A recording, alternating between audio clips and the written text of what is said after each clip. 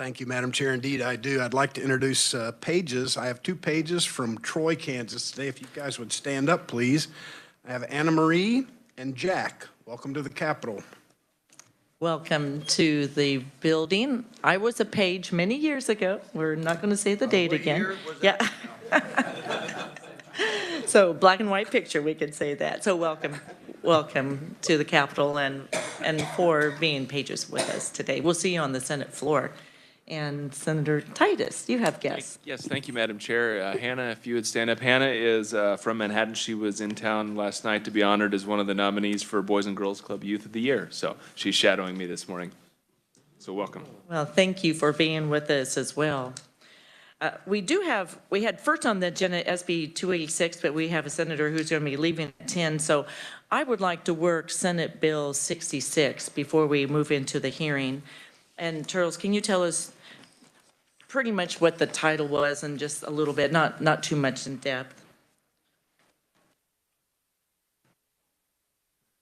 Thank you, Madam Chair. Yes, the committee will recall that Senate Bill 66 dealt with governmental ethics, and it specifically pertained to the construction and operation of major development projects and how those projects are to be considered with respect to conflicts, and it required local governmental officials to disclose substantial interest in such projects and prohibited such local governmental officials who have a substantial interest from acting on matters relating to such projects. And there were a number of changes in the bill with respect to how the terms, how conflict would be defined, and relative and other changes in the terms that would be applicable. All right, any questions for Charles? Senator Bowser. Thank you, Madam Chair. I had some notes here when we were hearing SB 66 that Senator McGinn had submitted a bill previously, and has that been considered? Well, as a matter of fact, Senator, that is going to be an amendment I have. So I have a plan here if you'd like me to continue. I know there's one more amendment also. So if the committee would allow me, Senate Bill 301 was from last year, and it passed the Senate 40-0, way too late for the House to deal with it. And that will be the amendment that Charles has to pass out. And you can go over the amendment with us also, Charles, if you'd like. Yes. Just leading you into your... You were. It was a good tie-in. Thank you. Thank you.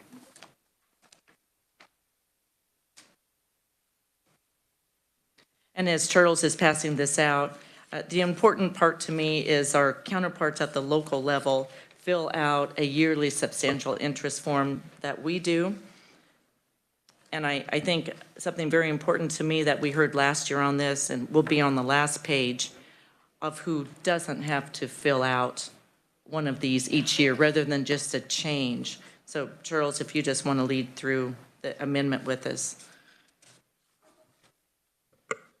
Yes, thank you, Madam Chair. So basically what this amendment does is, as Madam Chair indicated, it removes the contents of Senate Bill 66, all of them, except for maybe a few lines, and inserts a statute, 754302A, with similar amendments to this Section 2 of Senate Bill 301, as amended by Senate Committee of the Whole.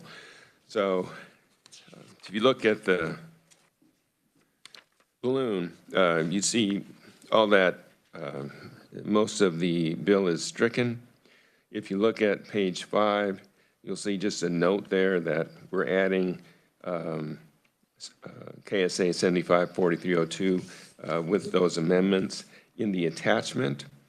There would be some changes to the title that will be necessary, and you'll see a change there just to the repealer. And then if you continue turning the page, you'll see that the amendments to 754302A that would be included. And you can see that essentially this these amendments change the requirement for substantial filing of the substantial interest form. Filing of the substantial interest form, so it's annually for local government officials, except that it only applies to, if you look at the last paragraph, subsection F that's added in there, the annual filing requirement only applies to elected or appointed officers of a county or city. So that is essentially what this amendment does.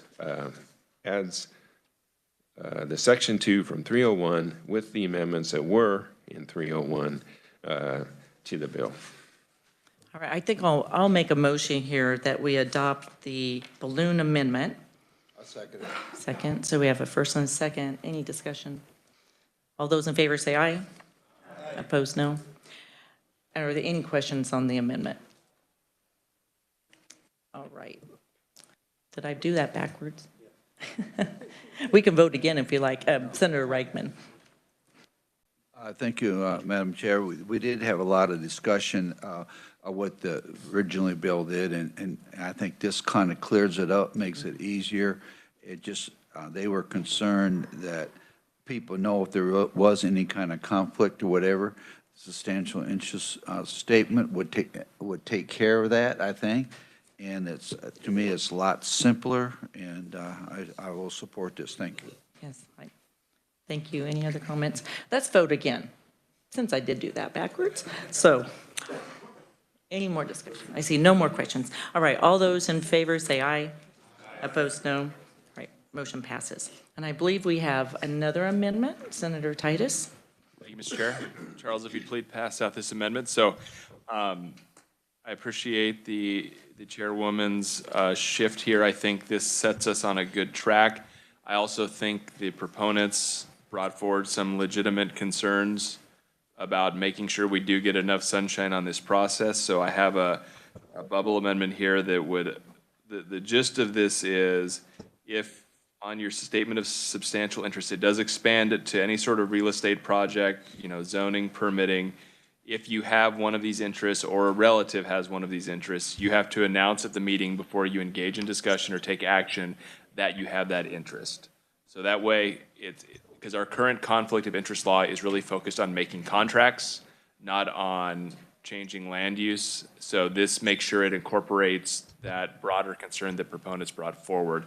And I think this is a good starting place for us to sort of capture the intent of the last bill. So I would make the move we adopt this amendment and be happy to stand for questions. So we have a motion. Do we have a second? Who was first? Senator Bowser seconds. Any more discussion? Senator Petty. Thank you, Madam Chair. I'm sorry, I'm a slow reader.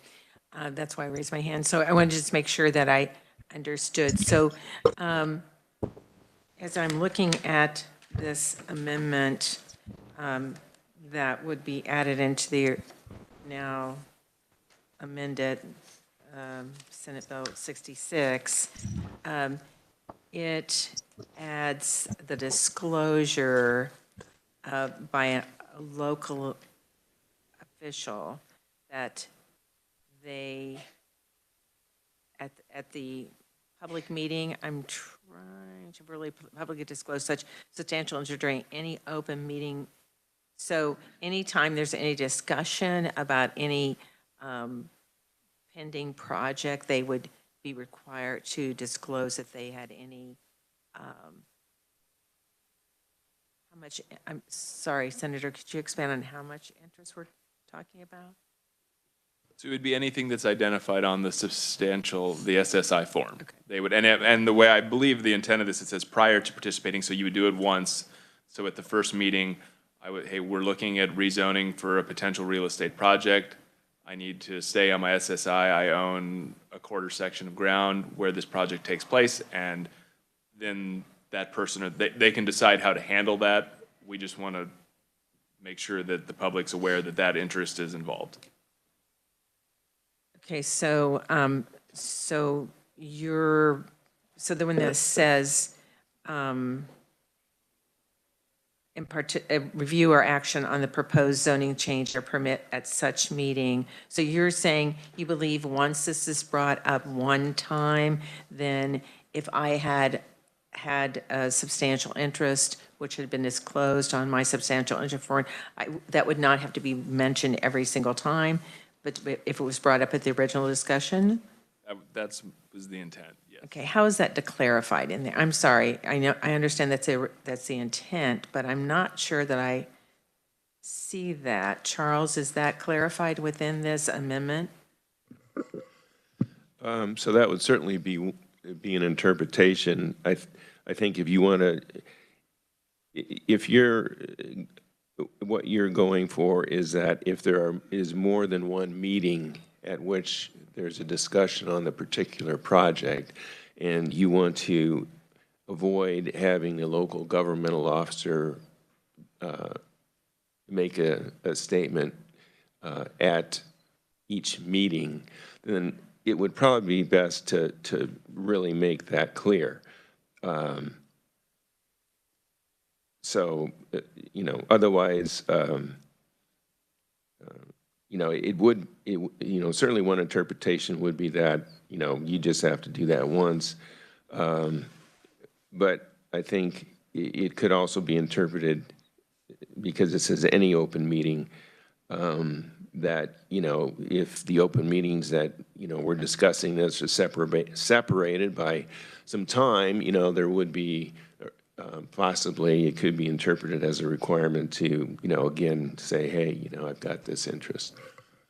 That's my point. I don't really see the value of every single time. I mean, I was in local government, and I know that projects aren't always decided at one meeting, that it might be multiple times that it would be brought up, that it could be brought up, or put on delay and brought up again. So I just wanted clarification as to whether every single time. And then my second question about this would be, as it says, are a relative of the local government officer. So is that definition of relative, is that, I can't recall that. That would be the standard definition of relative that's already in current law, not the expanded one that was previously in the bill. Okay, thank you. I'm sorry. Okay, go ahead, whatever. Well, I was just going to say, if it was the will of the committee to make this limited, more clear, one could just say instead of during any open meeting, just a minute to say during the first open meeting at which discussion, review, or action occurs. So. Senator, would you consider that a friendly amendment? I think we would need to tweak it to say the first open meeting that the local government officer participates in case they would be absent. And we wouldn't want you to be, to avoid the requirement because you weren't at the first meeting, if that makes sense, Charles. But I think that would be fine. Thank you. I would appreciate that. I think it made sense. I would offer the amended motion with leave to the reviser. Second. And Charles, you have that. Do we all understand the intent? And you'll second. Craig seconded. This is time. Okay. I can't look fast enough left or right. So, okay, we'll let Senator Clifford have that second. And I understand the intent, and Charles, we can get him leeway to get the proper wording there for us. Okay. Any more discussion? Senator Reichman. Thank you very much, Madam Chair. And I'd like to address this to the maker of the amendment. When we had a discussion, my understanding, they were almost like trying to prevent people from voting and relatives and so on and so forth. You're not trying to do that, but you're trying to disclose it on a substantial interest form so people will know if there would be a conflict of interest.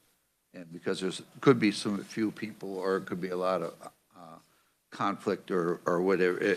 Is that correct?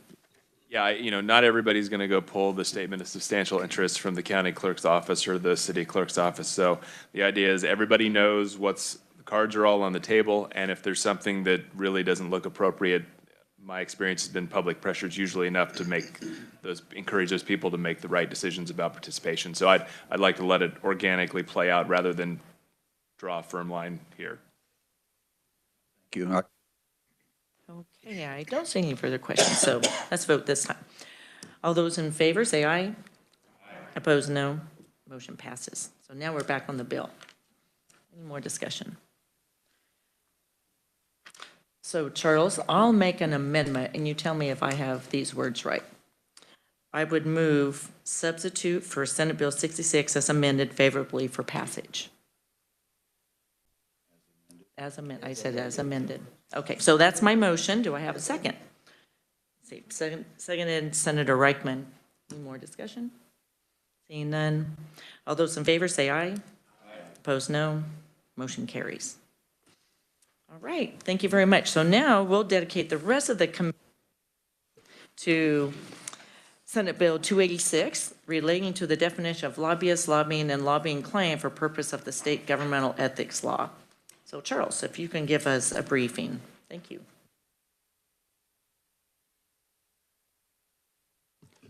Thank you, Madam Chair, members of the committee. Senate Bill 286 makes a number of changes to the definitions in the state governmental ethics law pertaining to lobbying. The first thing the bill does is it adds a new definition for lobbying client at new section 1. And if you turn to the first page of the bill, lines 7 through 9, you'll see that lobbying client is defined to mean any person or entity that employs or retains another person for financial or other compensation to conduct lobbying activities on behalf of such person or entity. And then there are a couple of more sentences that refine that a little bit. That definition is important, as you will see, because it is used subsequently in the bill.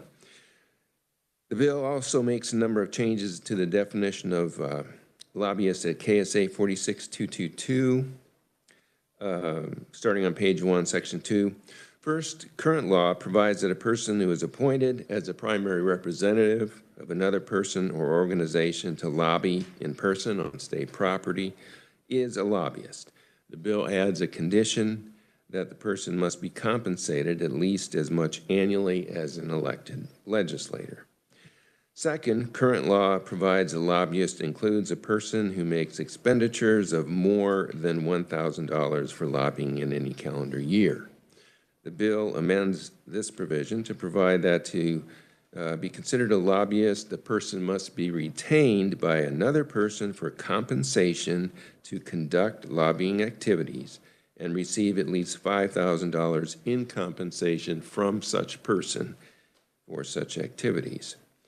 On page 2, the bill addresses a current exclusion from the definition of lobbyist. A nonprofit organization that has a primary purpose of nonpartisan analysis or research and dissemination of results to the public is not a lobbyist under current law. The bill provides the information may alternatively be provided just to the members of the organization to qualify for that exclusion. Section 3 of the bill makes changes to the definition of lobbying. Current law provides that lobbying includes promoting or opposing in any manner action or non-action by the legislature on any legislative matter. And this language is used with reference to the lobbying the executive branch and the judicial branch as well. This language is amended to provide that lobbying would mean the providing of oral or written communication on behalf of a lobbying client to a legislator, officer of the legislature, employee of a legislature, legislative committee, or leadership staff with regard to the formulation, modification, or adoption of legislation. And you can see that on page 2 of the bill. And similar language referencing communications on behalf of a lobbying client replaces the current definitions, as I noted, with respect to lobbying a judicial agency or on a judicial administrative matter, or an executive agency on an executive administrative matter. With respect to the latter, the communications must be made to the governor or head of an executive agency to constitute lobbying, and that's also on page 2 there. Some changes to the exceptions from lobbying that are set forth in current law are changed for just organizational purposes. Just an example, current subsection F, you'll see that is stricken. It's actually not removed. It's just moved. You'll see it further down the bill. There are several substantive changes on page 4 of the bill, exempting certain communications from the definition of lobbying. These exceptions include a communication made by a public official in the official's official capacity, representative of a media organization for reporting, communications in a speech, publication, or other material made public or disseminated via mass communication, a request for a meeting or similar administrative request, a testimony before a committee, information in response to a request by the legislature or any executive or judicial agency for information, or made in response to matters under the Rules and Regulations Filing Act. So some changes to the exceptions. If enacted, this bill would become effective July 1st, 2025. Thank you, Charles. Senator Blue. Thank you, Madam Chair. Charles, can you help me? I've struggled with this definition for a really long time. What makes something or someone a lobbyist versus an activist? I can also ask the ethics and the proponents that too. I'll wait. I'll hold off. Well, one would be compensation under the changes here. You know, but sometimes activists are compensated by their organization, I suppose. So, you know, turning to that definition on page 2. So I guess, you know, one thing I'm looking at is lobbying client. So, you know, we're kind of looking at that type of relationship. So, you know, maybe it would depend on the activist's employment relationship with their organization. But otherwise, I think, you know, if you just look at the language on page 2, it's probably broad enough to include that. Senator Fascido. Thank you, Madam Chair.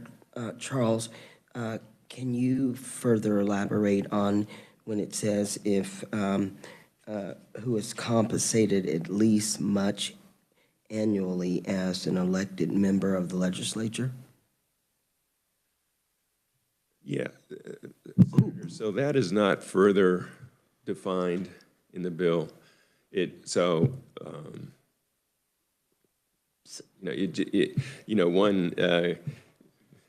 As you know, there are probably different levels of compensation for legislators. That isn't further defined. So I can't really say more about that. Thank you. Well, we can ask the proponents also. All right, Senator, did you mean the amount? Or? No, I was just trying to clarify if they're saying the lobbyist should get compensated the same as a legislator. No, they're just saying that it's a requirement that you receive that amount of compensation to be considered a lobbyist. The $1,000 or more? Whatever the compensation for a legislator would be annually, you know, per year. So, so under current law, one can just be a volunteer and be considered a lobbyist. So this changes that. Senator Petty. Thank you. So Charles, on page 2, then, that definition for lobbying, that doesn't, or does it? I'm sure I'm not, if I'm not sure. Does it pertain just to a lobbying client, or does that pertain to anyone that now would fit under the definition of lobbying?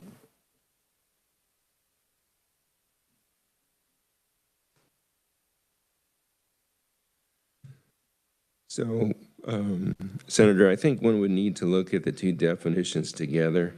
You know, there's a definition of lobbyist on page 1 of the bill.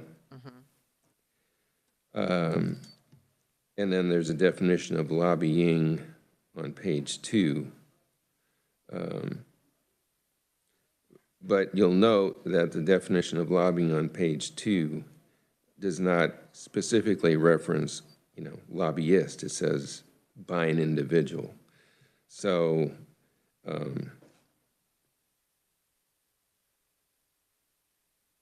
So just as a follow-up there, so then with that definition of lobbying on page 2, does that then in any way pertain to registering?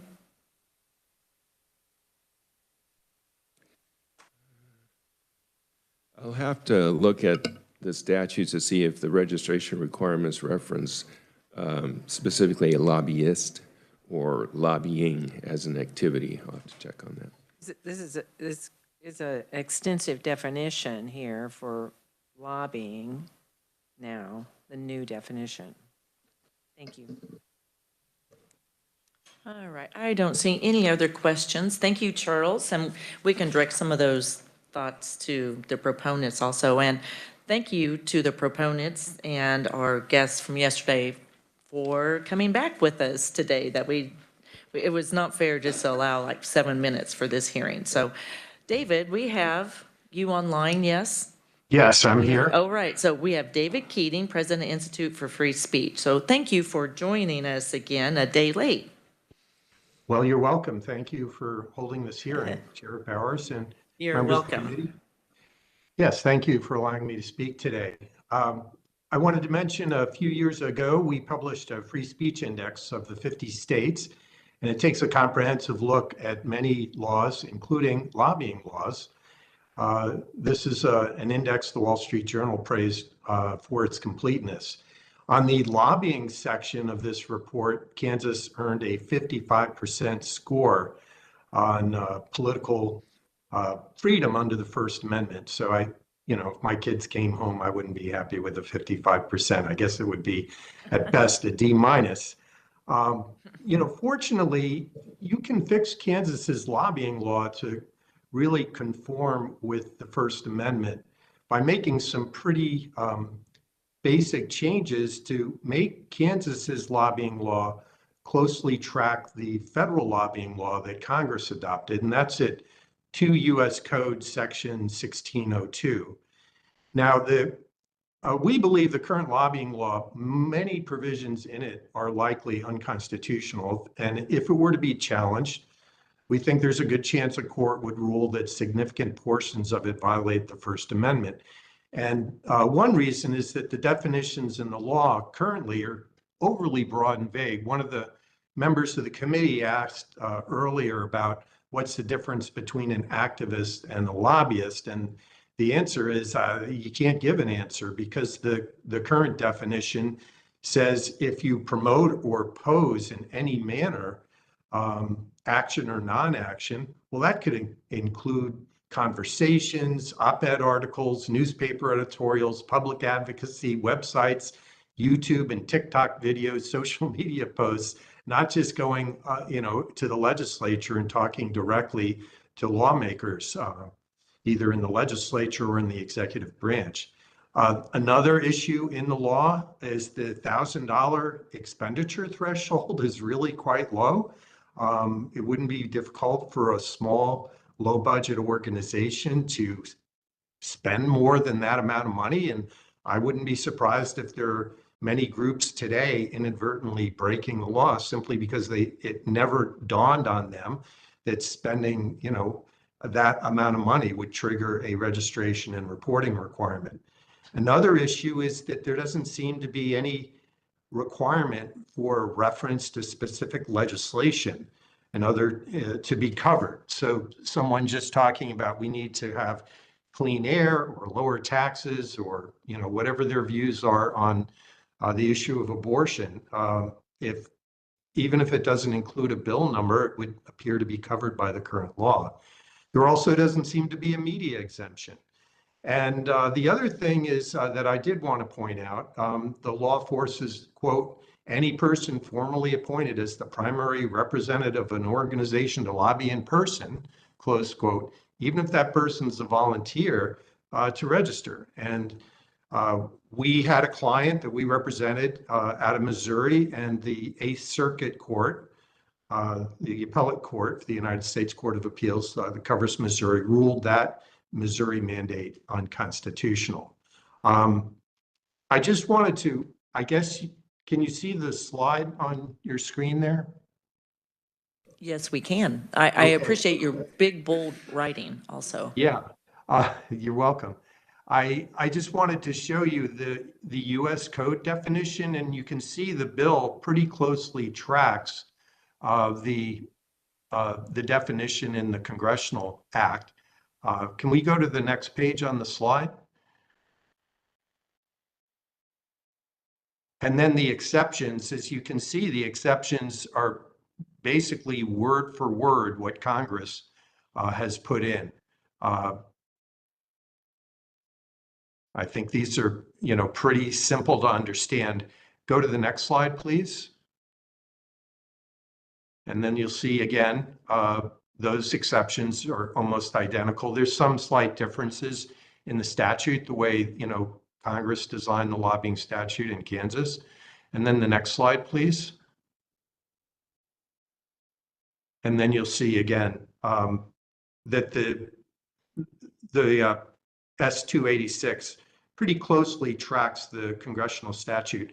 This has, I think, a number of advantages. A lot of effort, by when Congress passed this law, was subject to a lot of back and forth, and this is what was settled upon. I think another thing that's helpful is that there are many organizations that may lobby, in many different states as well as Congress. So from a compliance perspective, if the rules are similar, it's going to make it easier for compliance, in Kansas as well as federally. There's one other thing I'd like to mention, which is I noticed the fiscal note on the bill said there was a $15,000 loss of revenue. Presumably that's because there are 300 lobbyists or 300 people now forced to lobby today who meets the $1,000 threshold and may not meet the 5,000 or other threshold in the definitions. If there's a concern about that revenue loss, I suggest that you simply add $15 to the filing fee, and then it would be no revenue loss.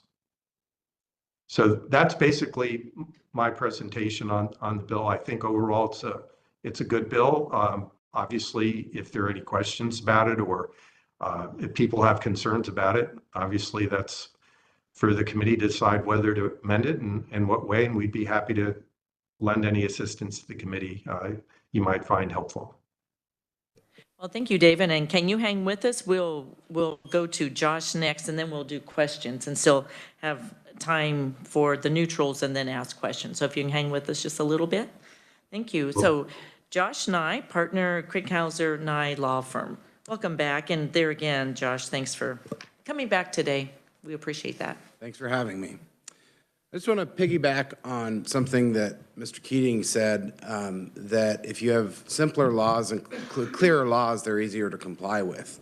And that's really my perspective on a bill like this, is that I've, in the last year, been in court, both federal court and state court, litigating what I consider to be unconstitutionally vague laws. First, the PAC definition, at least as it was written, was found to be unconstitutional by Judge Crabtree in federal district court in January of this year. And then in Shawnee County District Court, the giving in the name of another statute was found to be unconstitutionally too broad, unconstitutionally vague by Judge Watson in Shawnee County District Court. And so I stand here today saying that you do the Kansas Governmental Ethics Commission no favors by sending unconstitutional laws over to them to enforce. And a lot of these laws have been on the books for decades, and they may have sat unenforced. But if you just look at the definition, current definition of lobbying, and you ask the question, does this include a farmer in a field that puts up a sign for $1,000 to say lower taxes or higher taxes or Medicaid expansion? Is that farmer now going to have to register as a lobbyist? And I think the common sense answer is no. The problem comes when the Governmental Ethics Commission gets a fact pattern that they think technically might meet this broad statute, and they may want to investigate it or even enforce it. Well, then they're put in a position of actually having to defend an unconstitutional law, potentially be subject to attorney's fees, et cetera, and they only find that out a year later, 2 years later, after we're actually in court in front of a judge. And I think it's really imperative for the legislature to be the one to write what you want to regulate. And I just want to remind this committee, like I've reminded others this session, that the Kansas Governmental Ethics Commission is the only agency devoted solely to regulating constitutionally protected conduct. It exists to regulate free speech. And so if you're going to regulate it, especially if you're going to take 1970s statutes, you've got to update them from time to time to keep up with case law. And that's what we're trying to do here, is before there's a problem, go ahead and fix the statutes. And really, I would just posit that the reason that you regulate lobbying is because of quid pro quo and corruption. We're not really concerned about somebody's social media post, unpaid social media post. We're not really concerned about someone even engaging in grassroots advocacy or being an activist. What we're concerned about is when people are paid to cozy up to legislators or to executive branch officials or judicial officials to get something for their client. That idea of official communications with these persons, rather than just focusing on the act of advocating, will tie it a lot more closely to what I think the governmental interest here is, which is preventing governmental corruption. So I think this is a good bill. I think it tracks with the federal law, and I'd encourage you to move it out. Thank you, Josh. That's been just a few minutes asking questions, and we'll move to the neutrals for more questions. Do we have questions for Josh or David? Senator Clays. Thank you, Madam Chair. It was mentioned that $15 would put us at a net zero fiscal. Did you have an opinion on that at all? I know he mentioned it, but I was actually interested in, since you're both proponents, if you're all on the same board, on the same page with that. In 2023, the legislature passed House Substitute for Senate Bill 208, and that was the procedural reform regarding governmental ethics. That bill actually raised the threshold of who has to register as a PAC, and so that would have taken some revenue from the fee fund out of the bottom because the smallest PACs would no longer have to register. But in exchange, what they did was they just created a new tier on top to increase the fees for PACs that raise a lot of money, and so they were able to go revenue neutral, I think, with that, and that was actually agreed to by then Director Skoglund. So I think you could do something similar here. Is just we don't want to catch the de minimis contacts. What we're really trying to do is catch the people who are paid to full time, take you to dinner and all of that type of deal. And so I think $15 in 2025 wouldn't break the bank. Maybe one less carton of eggs. Senator Fasquedo. Thank you, Madam Chair. Josh, just a quick question. I'm just curious because I've been telling people this, I think, over the years. So an individual who just wants to come up and talk about a particular bill with lawmakers, and they want to seem a little more official, so they go to the Secretary of State's office, and what is the fee that they pay to just get a little badge for that day or that issue? I'd probably defer to the Governmental Ethics Commission on that question. Thank you. How about we save that to when she comes up? I don't see any other questions. Thank you, Josh, and thank you, David, for joining us again. And we do have written proponents, Tammy Minihan, Republican Precinct Chairwoman, Sedgwick County, Mary Stang, and private citizen. And we have two neutrals here in the audience today. Jay Hall, Deputy Director and General Counsel, Kansas Association of Counties. Thank you, Jay, for joining us and for your help on the bills this session, working with us as a team. We appreciate that. Thank you, Madam Chair, members of the committee. I am Jay Hall, the Deputy Director and General Counsel for the Kansas Association of Counties. So we are neutral on this bill because I have spent the better part of the last week trying to understand this bill and trying to make sure that I understand exactly how it affects not our organization really, because I understand that we are lobbyists and I need to register as a lobbyist, but really to understand how this impacts our local government officials that from time to time contact each of you, probably talking to you about the various bills that you will see in front of you. And at KAC, we don't feel like they should have to register as lobbyists, but the language on page 2 in lines 25 through 41 gives me pause, because I don't know if that language sweeps our county commissioners and county clerks and other county officials into the lobbying bucket to where they would need to register. Because just for example, it says in line 26, providing any oral or written communication by an individual, including electronic communication, that is made on behalf of a lobbying client to a member of the legislature, elected officer of either chamber, such and so on. Does that, because they are representing their county, and obviously they are compensated by the county, does that sweep in our county elected and appointed officials that will reach out to you from time to time? I don't, based on what I've heard from the proponents, I don't think that's the intent. But again, just looking at the language here, that is a concern that I've had. And I've wrestled with this, like I said, all last week I wrestled with that language. And so that is why we are neutral on this bill, is our concerns with that language and the similar language in the next two sections, just to make sure that that does not sweep in our local elected officials to where they would be required to register as lobbyists as well. With that, I would be happy to stand for questions at the appropriate time. Right. Jay, I think we'll move on to Caitlin and then we'll come back for questions so we can get both of you in. Next on the agenda, neutral Caitlin Bull-Stewart, Interim Executive Director, General Counsel, Kansas Governmental Ethics Commission. Thank you for coming back again, Caitlin. And before you start, could you introduce your guest to the committee? Absolutely. I have Kaylin Crosby here with us. She is our Statement of Substantial Interest Coordinator. She's taken over for Roxy Valdivia. So starting in April, if you guys have questions for your financial disclosures, and relevantly, I'm glad we talked about the Statement of Substantial Interest Bill. So she got to kind of get a little bit of input on the policy. Well, thank you. So, Kaylin, we're happy to have her with us. She's been with us for about 3 weeks, and she's phenomenal. So feel free to reach out. Thank you again, Madam Chair, for giving me the opportunity. I feel like I wanted to add a little bit of clarity because the lobbying world in Chapter 46 can be confusing. So I'll explain it as this. There is a difference between the verb lobbying and the noun lobbyist. And anyone can engage in lobbying. Arguably, what I'm doing right now is lobbying, but that doesn't require me to register as a lobbyist.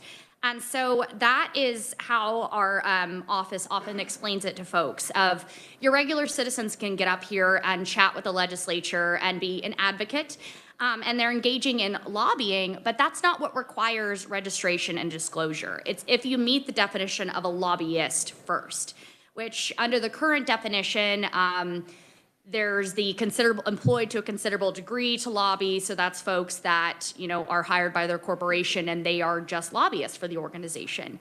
And currently there is the primary or formal appointment, which is also another requirement for someone to register as a lobbyist, which Mr. Keating discussed as well. The language in there is not entirely clear when you first look at it. However, the commission has a very clear history of advisory opinions from the 80s that are available that guide that formal appointment. And it is very specific. It's that there has to be some type of public announcement or a document formally appointing someone on behalf of a company or something to lobby. So in the corporate minutes or some other formal appointment so that folks can see there's actual proof. It's not just you're saying we were appointed or not. And then the third requirement under current law is if expenditures over $1,000 are made on lobbying activities.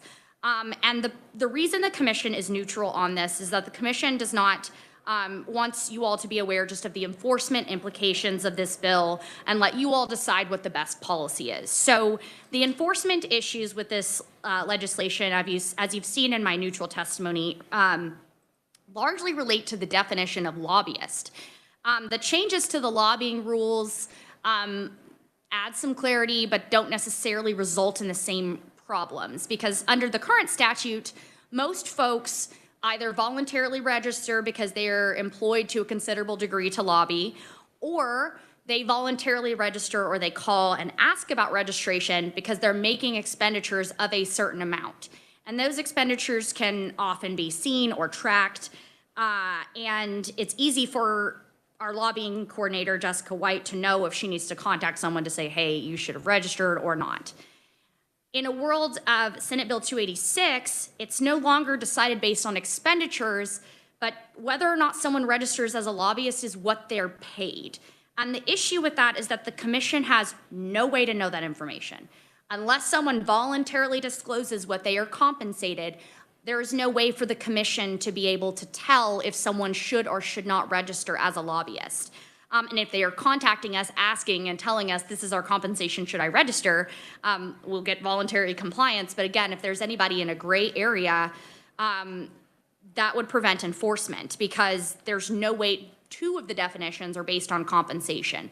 One, the definition of primary or formal appointment that's compensated at least the same as a legislator, does not state whom they are compensated by. I think that perhaps is a textual error that could cause some enforcement problems. And also I understand it doesn't have an exact dollar amount, but the larger concern is understanding what these folks are actually compensated.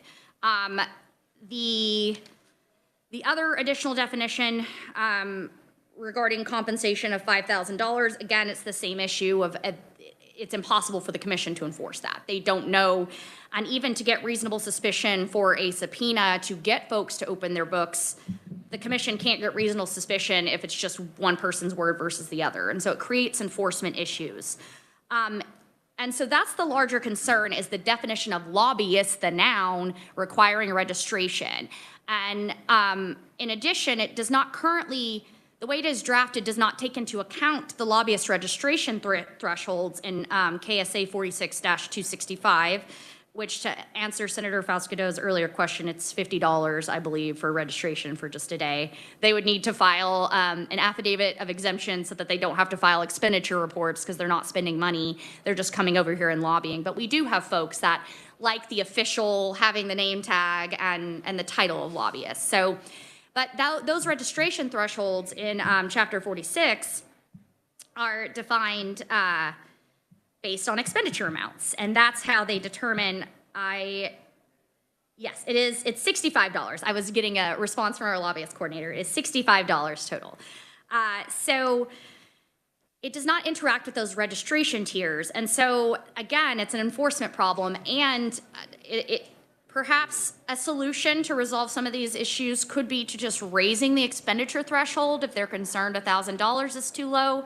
That still allows for the commission to enforce. But doesn't have the same issues with compensation. Additionally, yes, obviously constitutional concerns matter, but enforceability is key as well. Any court, when determining the constitutionality of something, considers the government interest as well, and the government's interest to tailor the law as narrowly as possible to ensure constitutional interests are upheld. If the law can't be enforced at all, that prevents the government from from doing its job and upholding its interests.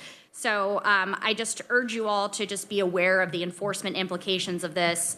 The only concern that the commission had really on the verb of lobbying and those changes is, I'm going to try and find the exact section, but it's the portion that states that lobbying excludes,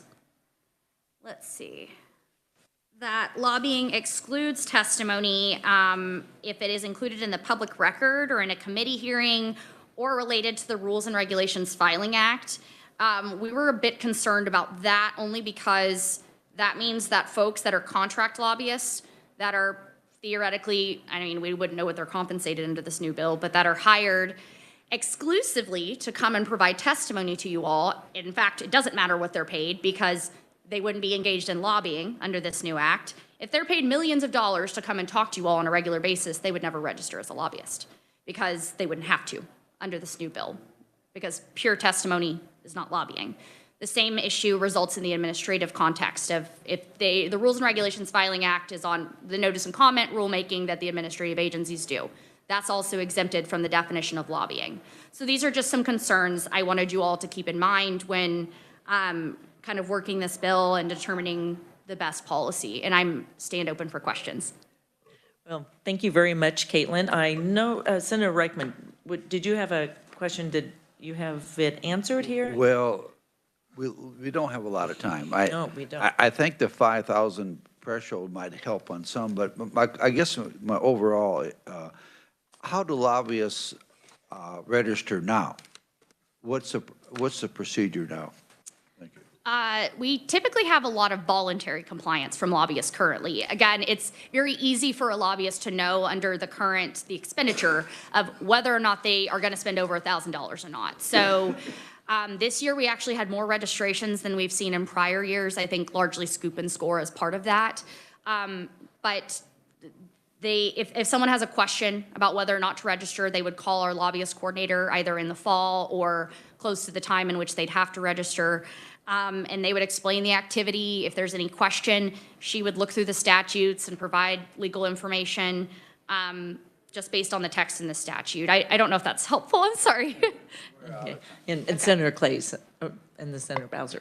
Thank you, Madam Chair. I'll try to be quick. I did find it interesting, your verb versus noun distinction, although I don't like it myself. I would, in fact, suggest to the committee and others, and maybe this is, again, making it too vague, but I like the idea of having professional lobbyists, and professional, as most people understand it, means that you are deriving a livelihood from the job, as opposed to just a lobbyist. If I were maybe retired and I wanted to start a cur dog organization that rescues cur dogs and come up to the legislature to advocate for the best dog, which is a cur, and did that, I feel like I'm entitled to call myself a lobbyist for my nonprofit, and I'm not getting a livelihood from it. So that would be my suggestion to look at, is making that distinction. And the verb noun thing is fun, but most people aren't interested in grammar, I find. I am, and that's why I know people hate it. Fair enough. And Senator Bowser, last question, then Yeah, we'll thank wrap you, up. Madam Chair. I know we're out of time. I'll be brief. I have some concerns with this, primarily from the enforcement perspective, and I just, again, want to note that SB 86 requires lobbyists to register based on their compensation for lobbying, not their lobbying expenditures. Thank you. I know we're out of time. Well, thank you, committee. I took a little more time working our first bill to accommodate a couple of committee members, so thank you for joining us, and we'll close the hearing on Senate Bill 286, and we'll see you tomorrow, and let's try to have our amendments ready for the whistleblower bill, for sure. And we're adjourned.